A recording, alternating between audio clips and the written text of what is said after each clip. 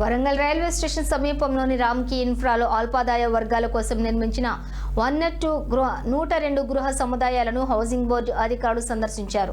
మంత్రి అండదండలతోటి కొంతమంది దౌర్జన్యంగా నిర్మించిన కట్టడాలను తొలగించడానికి అన్ని విధాల ప్రయత్నాలు చేస్తున్నామని, అక్రమ నిర్మాణాలు చేపట్టిన వారిపై కేసులు పెట్టామని తెలిపారు. ప్రధాన రహదారి విషయంలో ఎలాంటి ఇబ్బందులు తలెత్తకుండా చర్యలు తీసుకుంటామని అధికారులు పేర్కొన్నారు.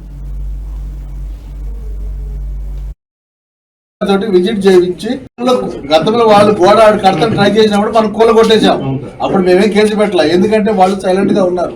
ఇప్పుడు మళ్ళీ ఏం చేశారంటే మినిస్టర్ గారిని పిలిచి మినిస్టర్ గారితో విజిట్ చేయించి ఇక్కడ అవన్నీ చూపించి వాళ్ళు ఇమ్మీడియట్ గా వాళ్ళు ప్రీ ప్లాన్ ప్రకారం వాళ్ళు ఇక్కడ గోడ కూలగొట్టి మనకి గేట్ వెంటనే పెట్టేశారు. సార్ గోడ కూలగొట్టిన తర్వాత మీరు కేసు పెడితే 3 రోజులకు కేసు ఫైల్ చేసిళ్ళు. అది మొన్న సోమవారం నాడు అంటే నిన్న కేసు ఫైల్ అయింది.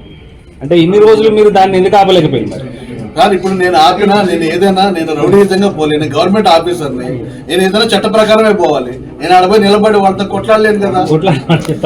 నేను చేసేది నేను చట్ట ప్రకారం ఏదన్నా ఉంటే చట్ట ప్రకారం నేను చేయగలుగుతా, దాని ప్రకారం వెళ్తా నేను, అంతే కదా సార్.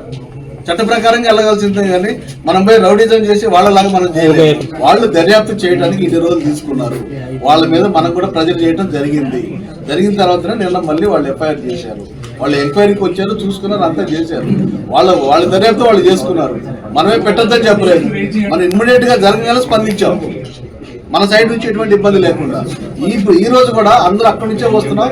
ఎవరైనా ఆపితే కూడా వాళ్ళకి చెప్పాను, వాళ్ళకి కూడా చెప్పాను. సార్ ఇప్పుడు మేము మా పై అధికారుల దృష్టికి తీసుకెళ్లి ఈ పైన పెద్దవాళ్ళతోటి మినిస్టర్ గారితో వాళ్ళతో కూడా మాట్లాడే ఏర్పాటు చేయించాం. వాళ్ళు నేను ఏం చెప్తున్నాను, వాళ్ళు సాల్వ్ చేయాలంటే ఎట్లా? వాళ్ళు మాట్లాడాలి కదా. ఇప్పుడు వాళ్ళు మాట్లాడితేనే కదా. ఇప్పుడు మినిస్టర్ గారి లెవెల్లో నేను మాట్లాడలేను కదా.